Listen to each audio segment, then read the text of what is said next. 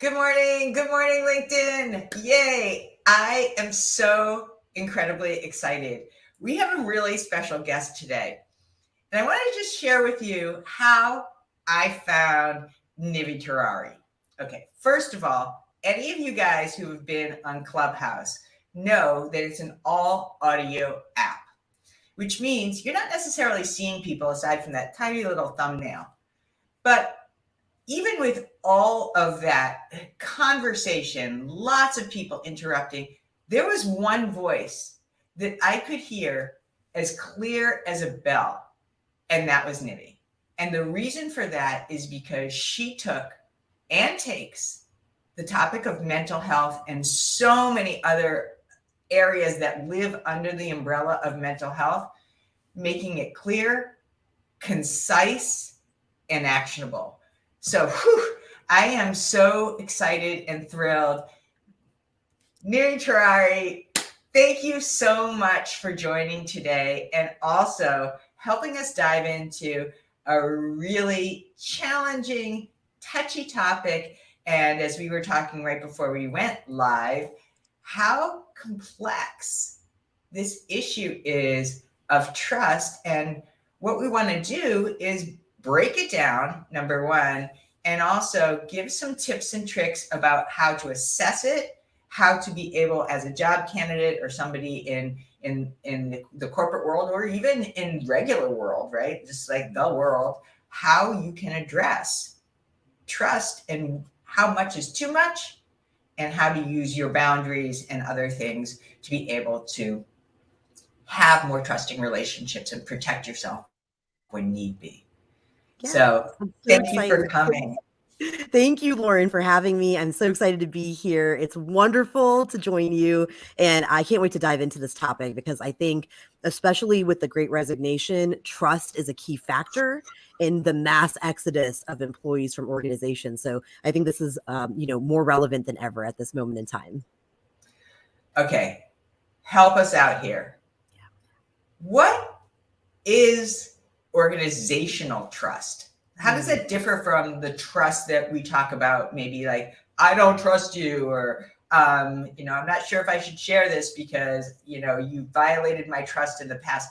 How is this brand of trust different? Yeah, so that's a great question. I think that organizational trust has many layers to it. So when we're thinking about trust within an organization, we're looking at the faith that employees have that people at all levels of leadership will make decisions that keep their best interests in mind.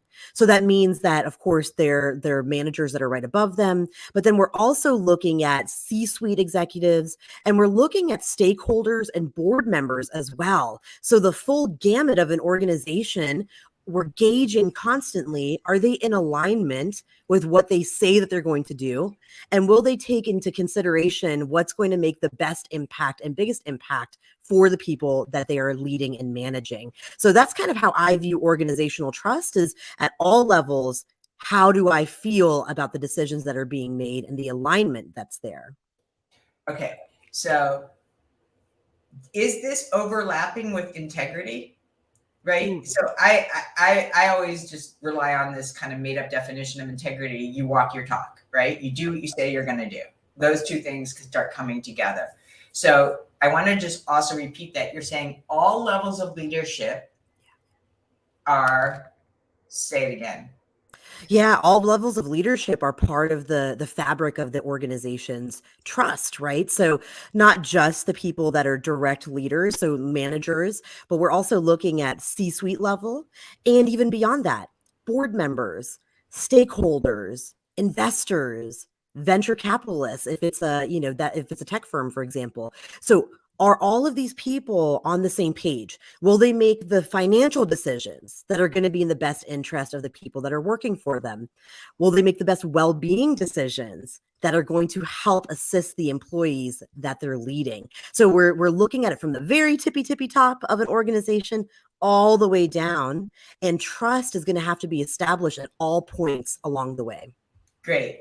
So it's in the fabric. The question is, are they operating in the best interest of the employees or the other stakeholders, constituents that are there? And so how do you assess that? Like, so here I am, some mid-level manager or somebody who's new into the company or even somebody who is assessing that. How do I find out if they really are who they say that they are with their actions and their words? How do you gauge that? Yes, I think it takes time. I think you have to read somebody's patterns. Patterns are the key for trust building. So when you see, there's three factors from my perspective that I think play into a trustworthy leader. One is transparency. The second is consistency. And the third is vulnerability. So you want, yes, you want transparency because you want to be able to have a clear understanding of what's happening behind the scenes. And the organizations that have the lowest levels of trust have a lot of secrets going on behind the scenes. Decisions are made, and people aren't quite sure how those decisions were made. And so the transparency is critical because you want people to be able to gauge whether or not what you're saying is aligned with what you're doing behind the scenes. Now, consistency ties into transparency, right? Because, for example, as a leader, if you tell your employee that I'm gonna have your back, my manager is having some questions about the work that you're putting out there, but I know that you've been working really hard, so I'm going to go to bat for you. So you tell this to the employee. If you want to be consistent, then that means that when you do show up in front of your own boss, you do what you said you're going to do, right? You're going to actually stand your ground. You're going to back up that employee. If you're not being consistent, then you're going to switch up on people. And that immediately erodes trust because people don't feel as though there's an alignment there. And then, of course, vulnerability being that, when we are trying to connect with somebody, we have to be able to understand or feel as though they get where we're coming from. And I think a lot of leaders have been taught to be stoic and to not share anything about what's happening, whether it's stress or personal life or things that are going on at work. And that actually does erode trust as well, because then you become this enigma that people feel like they can't connect to. So the vulnerability piece in a moment that makes sense and it's relevant can do a lot for being able to build trust. Love this. Okay, transparency, consistency, and vulnerability.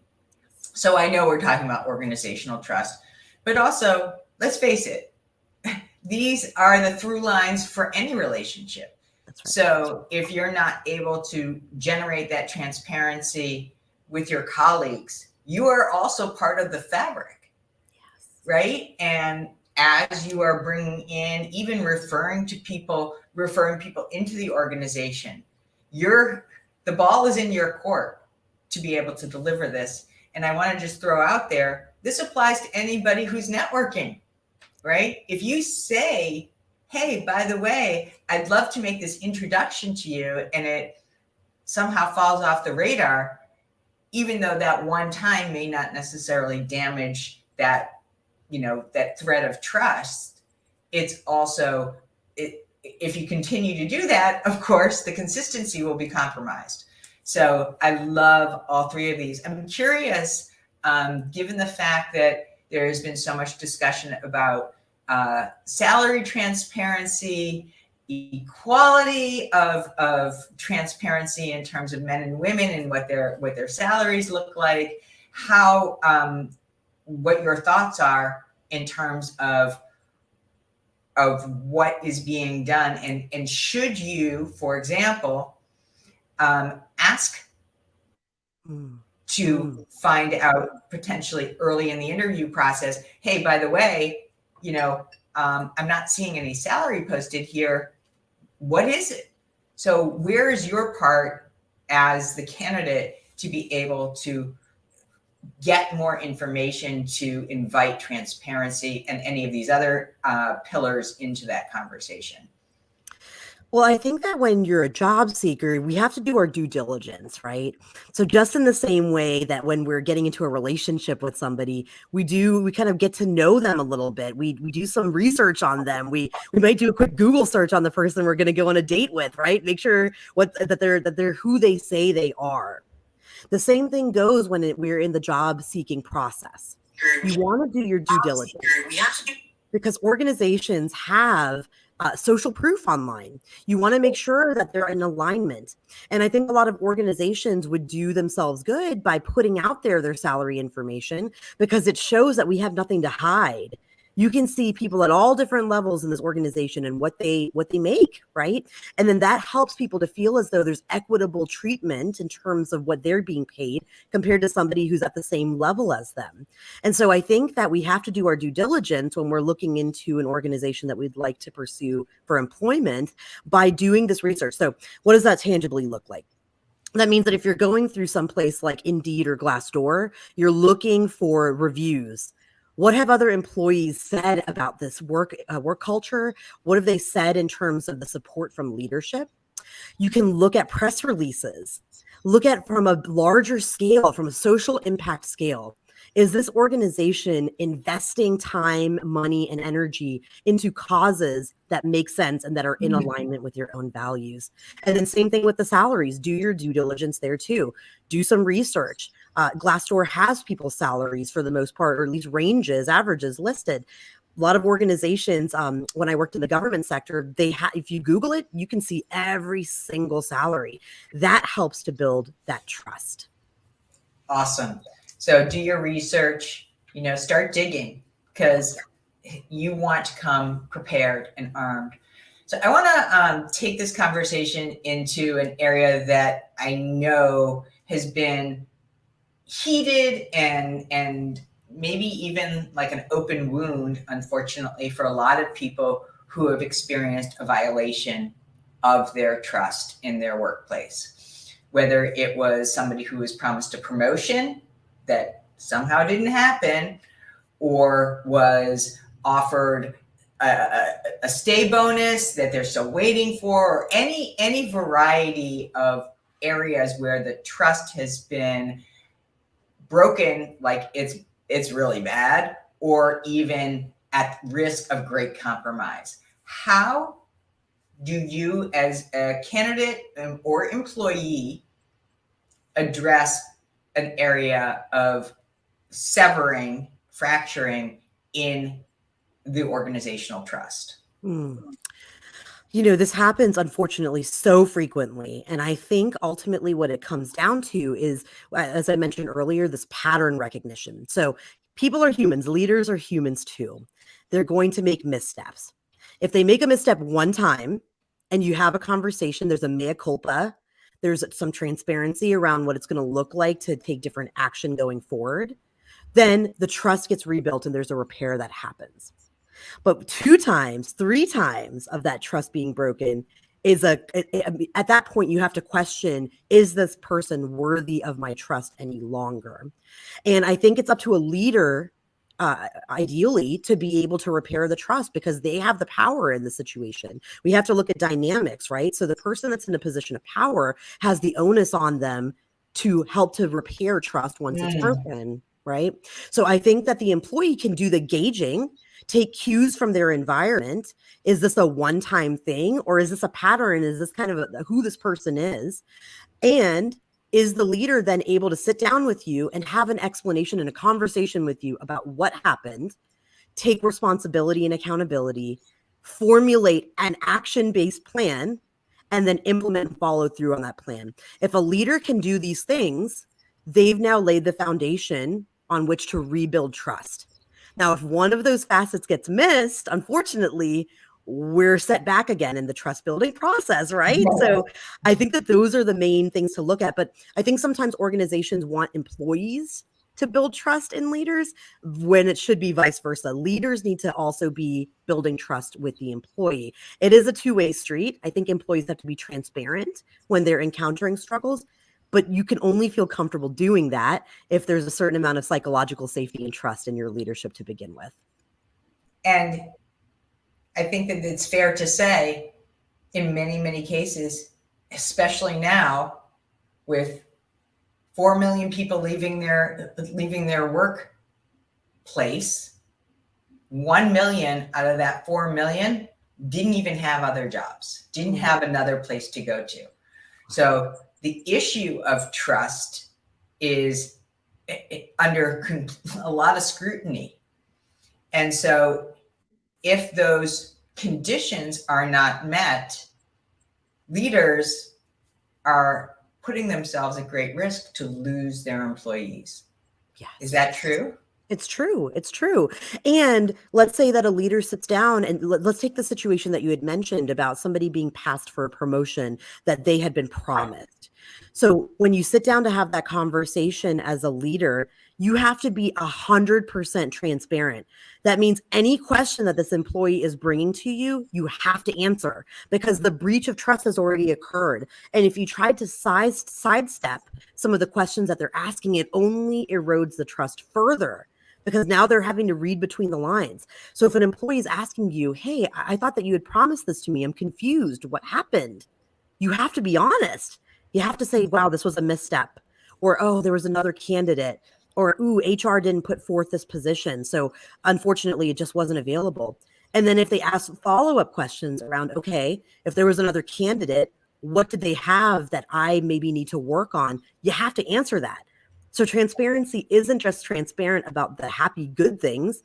It's also the really tough conversations that have to happen, because otherwise, how is somebody going to know whether you can be trusted going forward if they can't even resolve the current issue that's in play?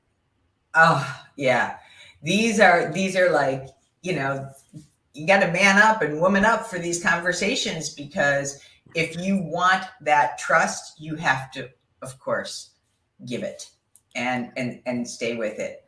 So I want to also help our audience understand, right? What are the benefits of trust? Why are we even talking about this? How does it change the outcomes of things that are happening in the workplace? And what happens to the work product and the culture when that trust is violated? Help us understand some of the fallout from lack of trust, or a lot of it. Trust affects everything in the workplace. It affects productivity. It affects the focus. It affects retention. It affects satisfaction. It affects everything in an organization. So organizations with low levels of trust have high levels of turnover. And for those who might think that turnover is not a big deal, what research has found is that every time an employee turns over, you're reinvesting another $45,000 into training them, doing onboarding, putting all of this together and investing it into another person. Oh my God. That is mind blowing. So one lost employee equals $45,000 in recouping. Is it recouping, or in one lost employee's $45,000 expense? Yes. Yeah. In the rehire and training. And when people don't feel taken care of, which trust is the foundation of feeling as though you have well-being, positive well-being in the workplace. What research has also found about that, a recent study in 2021 found that those unaddressed needs, whether they're mental health needs, regular health, physical health needs, whatever it is, that costs $1,600 per employee per year each year that they go unaddressed. So if you think about an organization that has 100 people, which most corporations have thousands, you're hemorrhaging money. You're just losing money. So you have to build trust, because it's going to affect everything in the organization. And how can we expect people to feel motivated or inspired or creative when they can barely even relate to you, or they have no faith in who you are as a leader? So we have to look at trust as being something that we address on the front end, and it's a persistent building process. And we can talk a little bit about that and what are some tangibles that people can do. But I do think that it's an ongoing thing. It's not a one and done situation, if that makes sense. Right. So thank you for putting these numbers out there, because as we've seen, and as I've heard also firsthand, I'm sure you have too, right? You hear about whole departments who are abandoning. I'm out, right? So you multiply that by even 10, you have $500,000. Yeah. And so there's a lot of waste by not developing trust, which sounds kind of like woo-woo and soft and all that good stuff. Ooh, let's have trust. Let's have trust. But trust is a hardcore value. And everybody says that they want it, even in management. They want it too. They want it from their employees. I need to trust that if you're working from home, that you're actually producing, right? So it works in both ways. And so you offered some tangibles, and I'd love to understand some of those, at least your top three. Yeah. So I think, when we're thinking about trust, we have to look predominantly at the reality. Things are going to go left sometimes, right? We're all human, even as leaders. So sometimes we make not the best decision. And what we have to do, a tangible example is an organization, or let's say it's a manufacturing company of clothing, and it comes out that they're utilizing child labor. Okay. So you have a couple of options as a leader. You gloss over it, you ignore the issue, and trust erodes because people don't have faith in the business practices and the values of the organization any longer. Or you address it full on up front. And what you do is you make different decisions now based off of this information. So what you do instead is you acknowledge outright, this was a misstep. This was a mistake on our part. We oversaw this reality that we're using child labor. And so what we're going to do is we're canceling all contracts with anybody who's employing children, and we're instead shifting over to organizations that are going to reinvest in the environment or reinvest in those communities. That's a trust rebuilding moment where, yes, there was a misstep, but then the clear action was we realize it and we're doing something immediately different, right? So this is on a large organizational scale, on a value-based system, right? I'll pause there. What are your thoughts on that, Lauren?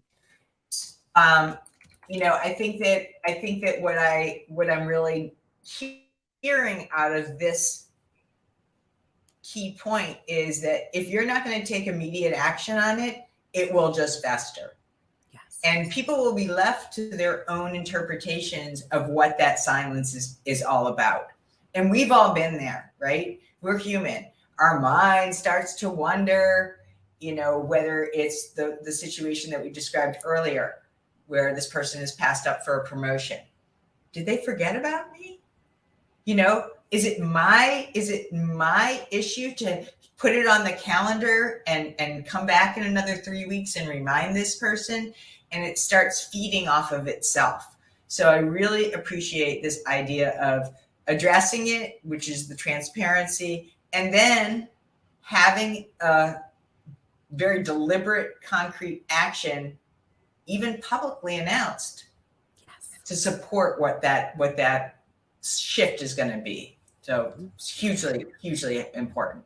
Yeah, and some of the numbers that we've been looking at, Lauren, too, show that when organizations invest in these ethical ways, when they have these types of practices, that people buy much more from them. The loyalty goes through the roof because they have faith and trust in your brand. And when we think about branding, people are much more likely to purchase products that they trust over and over again. I know for me, I'm a Nike fan. I love buying Nike shoes, right? When I'm doing running and stuff like that, I don't go for a Reebok. I go for Nike. Why? The construction is fantastic.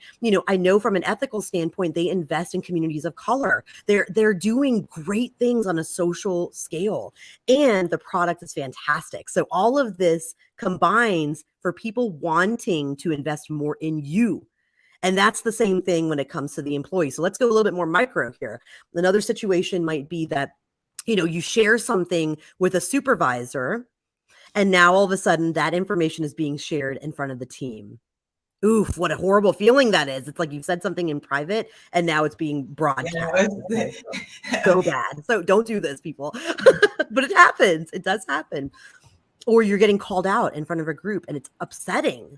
Many of us have our own stuff, right? We don't take our human hat off when we log into the computer for work or when we walk through the door. So in that situation, then the employee schedules a meeting to be able to talk with their supervisor. Well, the way that the supervisor could address this is by first saying, "Oh my gosh, I am so sorry. Like, I cannot believe that I did that. I feel awful that you were called out like that and that I put you in that position. I'm going to ensure that going forward, if I have feedback for you, that I'm going to pull you aside one-on-one, or we're going to schedule a separate meeting for me to deliver that information to you. Is there anything else that I can do to better Oh, support you? Right? See, we're asking yeah. questions. It's a conversation. It's And just it's a conversation. also, it allows for a level of grace, Yes. right? Yes. We're human, we make mistakes, but I think that the point that you made even earlier about when you stand up and repair that trust or make an attempt to repair that trust, you're strengthening the bond of loyalty, because it just it engenders a level of humility between two people, right? I'm gonna back off and not, like, reprimand you because you violated my trust, because now you're stepping up. And me, as the person who could have been the violator, is really like recognizing I had a part in this and now I get to clean it up. Yes. So I really love that. And for all of you leaders, managers, decision makers, I want to say, hey, if you are speaking to candidates and you are looking to build your team in the hiring process, make sure that you are getting back to them and doing the best that you can to get back to them when you say you will. Now, I've been there as a recruiter. I can't say I have a clean slate. Yes, I say I'm going to get back on Friday or aim to get back on Friday, and I don't. At least address it in the follow-up conversation. I know I said that I was going to get back to you on Friday. I wish I had, done a better job of predicting when I would be able to give you that feedback. This is what I know today. We're still in a holding pattern, so being able to come forward and take some responsibility and also give them something so that they understand what the current situation is. And I think that those are super important as ways to continue to offer a level of loyalty that ultimately people want. Exactly. Well, and the avoidance, right, Lauren, I think is something that, we get our own stuff as leaders comes up in these moments. We feel like we're getting in trouble. We feel like we've done something wrong. Oh, Right. And what we do is we avoid. And what I talk about in this idea of attuned leadership that I share with C-suite level is that, our own past experiences are going to show up in every facet of our lives. And that includes in the workplace and how we lead and how we have these difficult conversations. So if you grew up in a household where conversations didn't happen and things were swept under the rug and everything was avoided, more than likely that's what's going to happen when you're trying to share feedback with somebody. You're not going to be as forthright.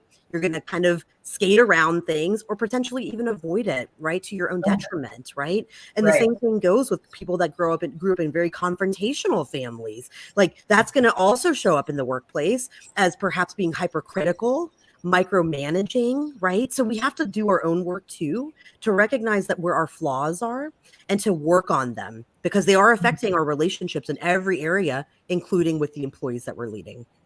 Oh my goodness. I think that this is a heads up for anybody on self-awareness 101, right? If you know that you have propensity to be avoidant with conflict, good opportunity to address it. If you are somebody who is a little hyperbolic about giving too much feedback and not necessarily being able to rein it in, your employees are going to feel smothered and probably like they can't win for losing.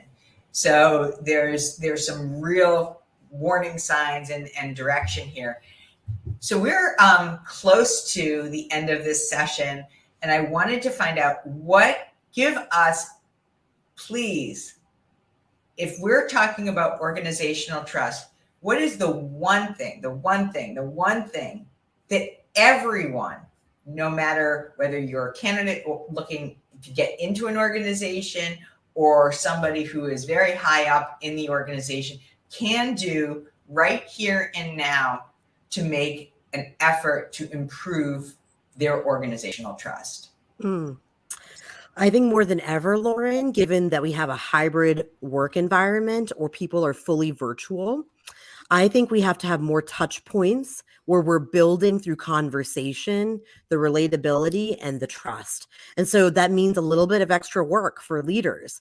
It means that you schedule more short one-on-ones with people on a consistent, frequent basis, that you really lean into not only just what's happening at work, but asking people about what's going on outside of work. Because once again, our lives don't stop the minute that we log in. So if somebody is coping with caring for an elderly parent, or they have a child who's sick, or something is happening outside of work, they're going through a divorce, that's going to affect the way that they show up at work. So you can maintain boundaries as a leader, but be inquisitive and curious and interested in what's going on in your employees' lives, and see how that starts to build the foundation of psychological safety and trust.